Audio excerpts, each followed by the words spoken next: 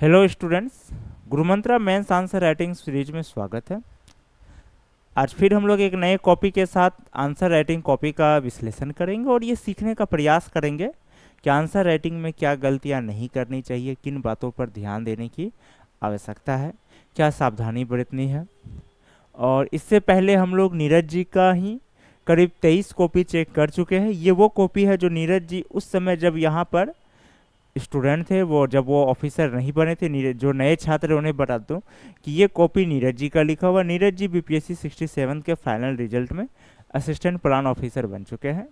और जब वो तैयारी कर रहे थे 67 के एग्ज़ाम के दौरान, उन्हीं दौरान जो उन्होंने वो कॉपी लिखे थे, उसी वही ये कॉपी है जिसमें हम लोग आज जो है उनके इस कॉपी से ये समझने का प्रयास करेंगे कि आंसर राइटिंग में क्या गलती नहीं करनी चाहिए।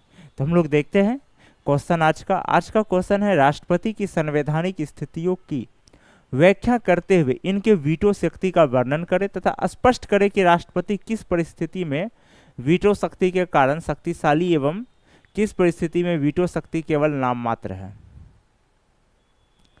ठीक है, तो नीरज जी इसका जो आंसर शुरू किए हैं आज, तो इनका आंसर वो शुरू किए हैं, एक सेकेंड,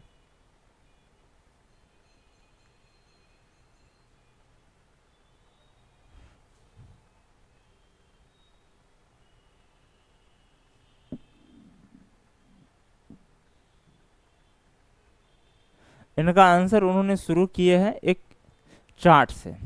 भारतीय प्रशासन, ठीक है, संसदीय प्रणाली, सही बात है, राष्ट्रपति, राज्यसभा, लोकसभा, ठीक।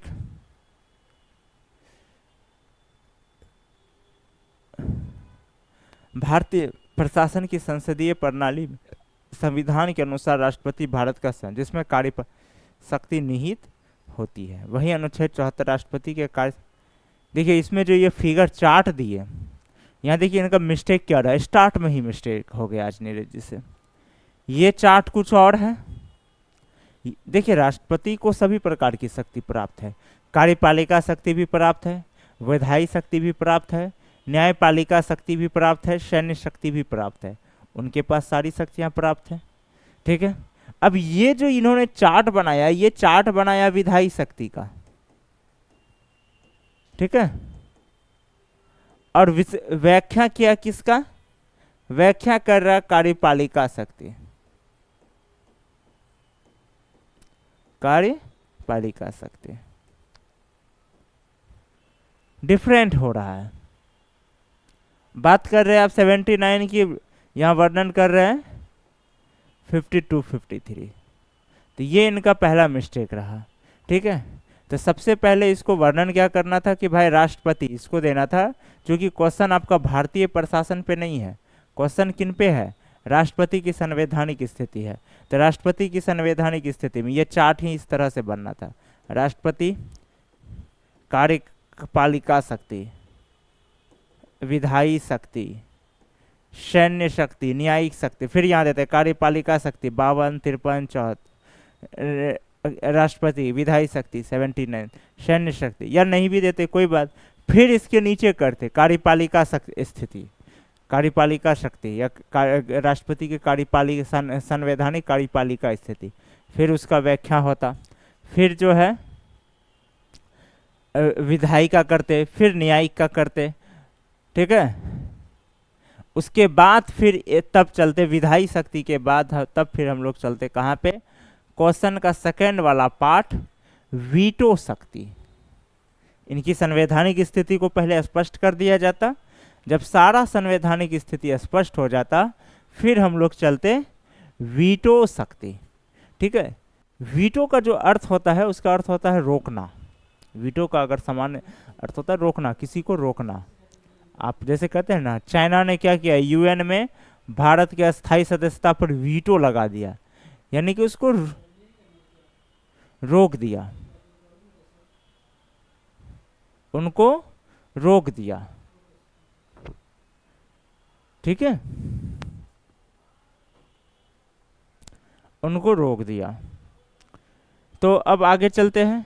अब ये सब यानी कि ये सब ये ट्रैक से हट गया। अब देखते हैं, फर्स्ट वाला पार्ट तो इनका कमजोर हो गया नीरज जी का। अब हम लोग सेकेंड वाला पार्ट पे देखते हैं। सेकेंड पार्ट क्या है? वीटो शक्ति। राष्ट्रपति को संवैधानिक रूप से कई शक्तियां प्राप्त है, लेकिन उसका वर्णन नहीं कर रहे, परंतु उनमें से वीटो शक्ति का क्योंकि इसके प्रयोग से राष्ट्रपति मंत्रिपरिषद के हस्तक्षेप से मुक्त एवं स्वतंत्र होता है। ठीक है, राष्ट्रपति की वीटो शक्ति, अनुच्छेद 111। राष्ट्रपति का इस शक्ति का उद्देश्य मुख्य रूप से संसद द्वारा जल्दबाजी में अथवा अनुपयुक्त कानून को बनने से रोकना अथवा पुनर्विचार के लिए भेजना होता है। इनमें किसी भी कानून के परिवर्तन के पश्चात उत्पन्न विषम परिस्थिति से निपटने के लिए राष्ट्रपति को राजनीतिक रूप से मजबूत आधार प्राप्त होता है। वीटो शक्ति का प्रकार: पूर्ण वीटो, निलंबन वीटो, पॉकेट वीटो। ठीक है, हालांकि अमेरिका में जो होता है एक और होता है, चौथा अत्यधिक वीटो, जिसमें क्या होता है कि वो संसद द्वारा अगर जो वहाँ के जो पार्लियामेंट है उनके द्वारा बनाए गए कानून को वो दमन जो उनके द्वारा लिए गए निर्णय को उनके जो को वहाँ का संसद है उसको रोक सकता है। ठीक है, और वीटो शक्ति के मामले में अमेरिकी राष्ट्रपति भारत के राष्ट्रपति से कमजोर होते हैं। ये भी जब वीटो हम लोग पढ़ेंगे तो वहां समझेंगे। इस शक्ति के अनुसार राष्ट्रपति संसद द्वारा पारित विधेयक को सहमति देता है या सहमति नहीं देता है, अथवा एक निर्देश संदेश के साथ पुनर्विचार के लिए लौटा देता है। यदि सदन दोबारा पुनर्विचार के लिए लौटाए गए विधेयक को पारित करता है तो राष्ट्रपति को अपनी सहमति देनी ही होती है।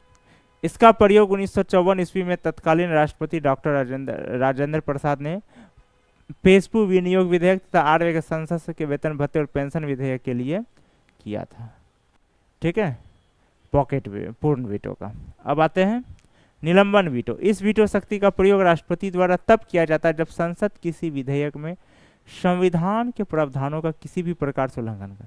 इसमें विधेयक को पुनः विचार के लिए भेजा जाता है। पॉकेट वीटो: इस वीटो शक्ति के अनुसार राष्ट्रपति किसी विधेयक को संसद से पारित होने के बाद किसी विसंगति की स्थिति में संसद में वापस करने के स्थान पर अनिश्चित काल के लिए स्थगित कर देता है। 1986 ईस्वी में तत्कालीन राष्ट्रपति ज्ञानी जेल सिंह ने भारतीय डाकघर संशोधन विधेयक, ये बहुत ही कह सकते खतरनाक एक्ट था। इस एक्ट को पारित होने के बाद क्या होती, सरकार किसी का भी चिट्ठी खोल के पढ़ सकती थी, यानी कि आपका क्या होता है, राइट टू प्राइवेसी समाप्त। इसी आधार पर ज्ञानी जेल सिंह ने कहा कि नहीं, इस पर नहीं होगा। तो ज्ञानी जेल सिंह ने क्या किया, पॉकेट वीटो का प्रयोग किया था, यानी कि पॉकेट वीटो का मतलब वह रख लिए। हमने कहा ना उसको मना कर रहे ना पुनर्विचार के लिए भेज रहे, हम साइन कर रहे हैं, कल करेंगे परसों करेंगे, आज टाइम नहीं है, जैसे सरकारी ऑफिस में आमतौर पे आम जनता के साथ होता है, बस उसी का एक एग्जाम्पल है पॉकेट वीटो। ठीक है, और अमेरिका में क्या है कि वो उसको 10 दिन के लिए ही रख सकता है। इसलिए बोले कि वीटो के मामले में अमेरिकी राष्ट्रपति भारत के राष्ट्रपति से कमजोर है, या कह सकते हैं इसको दूसरे तरीके से, भारत के राष्ट्रपति वीटो शक्ति के मामले में अमेरिकी राष्ट्रपति से बेहतर है। वीटो शक्ति की स्थिति: साधारण विधेयक के मामले में राष्ट्रपति की वीटो शक्ति काफी मजबूत होती है। राष्ट्रपति ना देने, लंबित रखने या वापस करने के लिए पूर्ण स्वतंत्र। धन विधेयक: इस विधेयक पर राष्ट्रपति की वीटो शक्ति सीमित है, क्योंकि इस पर दे सकते हैं, रोक सकते, परंतु वापस नहीं कर सकते हैं। ठीक है,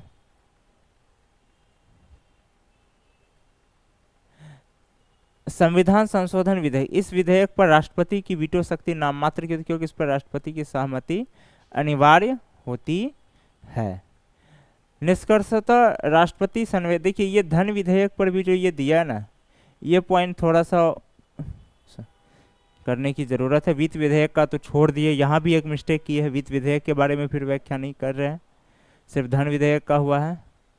धन विधेयक के भी मामले में क्या होता है कि राष्ट्रपति को एक ऐसा कोई है नहीं रखने का, क्योंकि उसी की सहमति से आता है, उसी की धन विधेयक पेश ही किया जाता है लोकसभा में राष्ट्रपति की अनुमति के बाद, इसलिए उसको तो मना कर ही नहीं सकता है, वो उस पर करना ही करना है। ठीक है, और वित्त विधेयक का छोड़ दिए है ये। संविधान संशोधन विधेयक में सबको पता है कि उस पर राष्ट्रपति को सहमति साइन करना अनिवार्य है, वहाँ तो कोई है ही नहीं। निष्कर्षतः राष्ट्रपति संवैधानिक रूप से भारत का कार्यकारी प्रमुख होता, परंतु उनकी समस्त कार्यकारी शक्तियों का वास्तविक रूप से मंत्रिपरिषद उपयोग करता है। संसद के सदनों द्वारा पारित विधेयकों पर राष्ट्रपति को प्रदत्त वीटो शक्ति निरीक्षक का कार्य करती है। ये शक्ति संसद को जल्दबाजी में बनाए गए अनीतिगत एवं असंवैधानिक तथा कल्याणकारी राज्य के लिए संभावित अनुपयुक्त कानून को बनने से रोकने, बदलाव करने की शक्ति राष्ट्रपति को देता है। तो आज हम देख रहे हैं कि नीरज जी का हो सकता शायद वह प्रश्न इस प्रश्न को समझने में गलती कर गए होंगे। खैर अब कोई फर्क नहीं पड़ता, वो तो ऑफिसर बन चुके, सीखना तो अब नए छात्रों को है। तो सबसे पहला गलती नीरज जी का क्या रहा कि ये क्वेश्चन का ट्रैक से हट गई। ये राष्ट्रपति की संवैधानिक स्थिति के जगह संसदीय प्रणाली पर आ गए, ये पहला मिस्टेक रहा। इस कारण इसका पहला भाग ही गड़बड़ हो गया। जब आपका स्टार्टिंग ही गड़बड़ तो सारा गड़बड़। वीटो शक्ति को भी इन्होंने व्याख्या अच्छे से की है, लेकिन जो फिर वीटो शक्ति में राष्ट्रपति की शक्ति पर इन्होंने थोड़ा सा एक जगह मिस्टेक कर गए, वित्त विधेयक छोड़ दिए, धन विधेयक पर मिस्टेक है स्थिति पर। यानी कि पहले के कॉपी के तुलना में आज का कॉपी में देख रहे गड़बड़ है। तो ये होता रहता है, उतार चढ़ाव नियम है। तो आप हर दिन एक समान आंसर राइटिंग नहीं हो सकती है। अब जैसे कि शुरुआत में देख रहे थे कि कई गलतियां निकलती थी, फिर बीच में बहुत अच्छा आने लगा, आज फिर देख रहे कि गलतियां, तो ये होता है। इसमें स्टूडेंट को डीमोटिवेट नहीं होना है। गलतियां होती है तभी सीखते हैं, और सीखते हैं तभी ऑफिसर बने। तो ये गलतियां होती है, इसलिए इसमें स्टूडेंट को घबराने की ज़रूरत नहीं है, सबक लेने की ज़रूरत है। तो आज का जो इन्हें मार्क्स मिल रहा है, चूँकि ये काफ़ी गलती हुई है, तो आज इन्हें मिलेंगे 10 में से 4 नंबर। इनको आज 10 में से 4 नंबर 4 नंबर मिला जा रहा है। और यही नए स्टूडेंट को यही सबक लेने की ज़रूरत है जो डीमोटिवेट हो जाते हैं, कि आंसर राइटिंग रेगुलर प्रैक्टिस का चाहिए। जैसे बहुत स्टूडेंट क्या होते हैं कि वो लिख रहे हैं, अब देखा कि अच्छा हो गया, अच्छा अब अच्छा हो रहा ना, अब वो छोड़ दिया या गाइडलाइन लेना छोड़ दिया। तो यहाँ एक समझने की, देखिए पिछले कई कॉपी देखिए बहुत अच्छा लिख रहे थे, यहाँ के गड़बड़ा गए। तो आंसर राइटिंग इसलिए बार बार कहते हैं, वो रेगुलर प्रैक्टिस का चीज़ है। और आप जब आंसर राइटिंग रेगुलर प्रैक्टिस करेंगे ना, तो जो स्टूडेंट ये लगे रहते हैं कि नहीं पीटी पहले फिर मेंस, या पीटी कमज़ोर हो जाएगा आंसर राइटिंग करने से, कमज़ोर नहीं होगा, बल्कि आपका रिवीजन होगा, उल्टा आपका पीटी फैक्ट मजबूत होगा। इसलिए रेगुलर आंसर राइटिंग सही गाइडलाइन के साथ ज़रूरी है। ठीक है, तो इसका आज नीरज जी को 10 में से 4 मिले। अब जितना भी थे, अब ये तो ऑफिसर बन चुके हैं। अब हम लोग फिर नेक्स्ट क्लास में नेक्स्ट कॉपी के साथ मिलते हैं। और जो स्टूडेंट आंसर राइटिंग करना चाहते हैं वो gurumantra.online में आकर के, जो gurumantra.online है, यहाँ आकर के एडमिशन ले सकते हैं। बीपीएससी के लिए, यूपीएससी के लिए, यूपीपीएससी के लिए, जेपीएससी के लिए, इन चारों एग्जाम के लिए आंसर राइटिंग शुरू है। जिनको भी करने की इच्छा है यहाँ आकर के कर सकते हैं, एडमिशन ले सकते हैं और अपना आंसर राइटिंग शुरू कर सकते हैं। क्लास जुड़ने के लिए धन्यवाद। हम लोग फिर नेक्स्ट क्लास में मिलते हैं।